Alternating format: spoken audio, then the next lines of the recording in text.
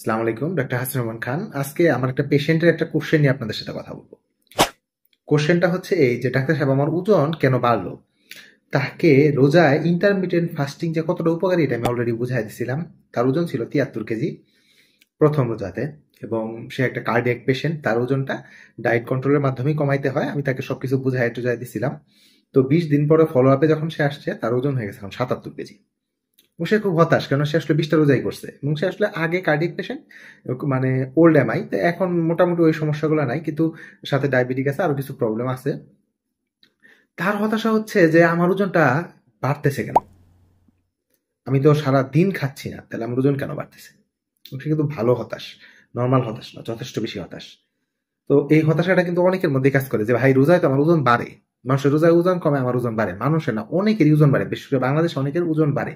কেন বাড়ে সেই বিষয়টা নিয়ে একটু কথা বলবো। দেখেন, আমাদের দৈনিক ক্যালোরি রিকোয়ারমেন্ট হচ্ছে 2000 থেকে 2500 ক্যালোরি। এটা মেল টু ফিমেল অ্যাভারেজ আমরা 2200 ক্যালোরি ধরতে পারি। এটা আমরা সারাদিনে খাই, এবং আমরা যখন নর্মালি কাজ টাজ সবকিছু করি তখন আমাদের এই ক্যালোরিটা লাগে। রোজার মধ্যে যে জায়গায় আমাদের চেঞ্জ হয়, রোজার মধ্যে আমরা একটু খাই, কম খাই, ঠিক আছে মানলাম। কাজ কমায় দেই, প্রথম কথা হচ্ছে এই। আর কম খাই বলতে সময় কম, ওই সময়ের মধ্যে কিন্তু আমরা একদম ক্যালোরি কম হচ্ছে এরকম খাবার খাই না। ধরেন, আপনি রোজার ইফতারিতে যদি দেখেন, আপনি একটা শরবত বানান, ফলের শরবত দেন, তাতে এক্সট্রা চিনি দেন, এবং ভাজা পোড়া অনেক কিছু থাকে, তার মধ্যে ফ্যাট থাকে, তার মধ্যে কার্বোহাইড্রেট থাকে, এবং প্রোটিনও মোটামুটি থাকে।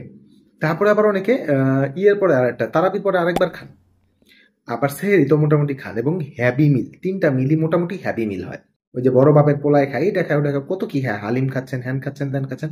তো আপনি যদি ক্যালোরি হিসাব করেন, তাহলে দেখবেন যে আপনি, আমি একটা গ্রস হিসাব করছিলাম, আমি দেখছি 2500 ক্যালোরির মতো ইজিলি মানুষ খায়। আরেকটা জিনিস হচ্ছে কি, খাইলাম তো খাইলে সমস্যা কি? দেখেন, এখানে একটা জিনিস মনে রাখবেন। সুমো রেসলার তো চিনেন, ওই যে দেখবেন যে খুব মোটা হয়, সুমো রেসলার কিন্তু খুব একটা বেশি খায় না। এরা খাওয়ার পরে ঘুমায়, দুপুরে যখন খায় তখন খায় সেরে একদম এক বাটি করে খায়, বিশাল একটা করে ঘুম দেয়। এই ঘুম দিলে এই কার্বোহাইড্রেট গুলা তখন ফ্যাটে কনভার্সন হয়ে যায়, এটা খুব খারাপ। এই জিনিসটা খুবই খারাপ। এবং তখন দেখা যায় তাদের যে ফ্যাট বাড়তে থাকে, মোটা হতে থাকে। তো আপনারা কি করেন, সেহরি খায় তো ঘুম দেন কমপক্ষে 2 থেকে 3 ঘন্টা, কেউ কেউ আরো বেশি সময়। তো সেহরিতে একটা হ্যাভি মিল খাচ্ছেন এবং ঘুমাচ্ছেন, ওইটা কিন্তু ফ্যাট আকারে জমা হয়ে যাচ্ছে। ইফতারির পরেও ঘুম দেন, অনেকে ইফতারের পরে শুয়ে একটা রেস্ট নিবে, হ্যান করবে, ত্যান করবে, একদম এশা নামাজের টাইমের আগ পর্যন্ত রেস্টে থাকবে। আর সারাদিনও আপনি কাজ খুব একটা করেন না। কাজ, অফিস টাইম তো এই সময় কমে গেছে, 2-3 ঘন্টা অফিস টাইম অনেক কমে গেছে।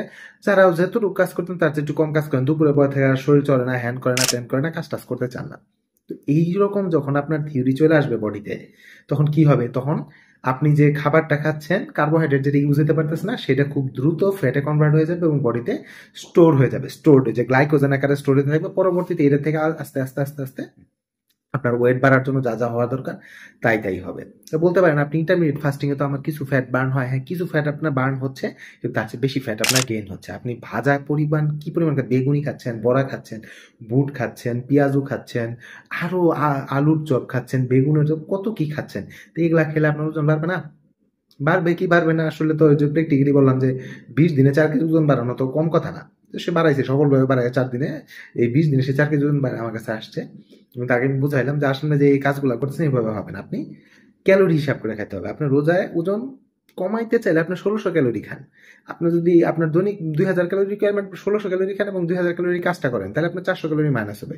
আপনি খাবেন 2500 ক্যালোরি, কাজ করবেন 1000 ক্যালোরি, বাকি 1500 করে জমাবেন, তো ওজন তো বাড়বেই।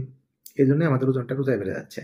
আশা করি সবাই বুঝতেছেন। এই প্রশ্নটা অনেকের ছিল, যারা যারা বোঝার তারা তারা অবশ্যই বুঝবেন, এবং এইটার ব্যাপারে কনসার্ন থাকতে হবে আমাদের, ঠিক আছে? এটা একদম হেলা ফেলার জিনিস না। ধন্যবাদ সবাইকে।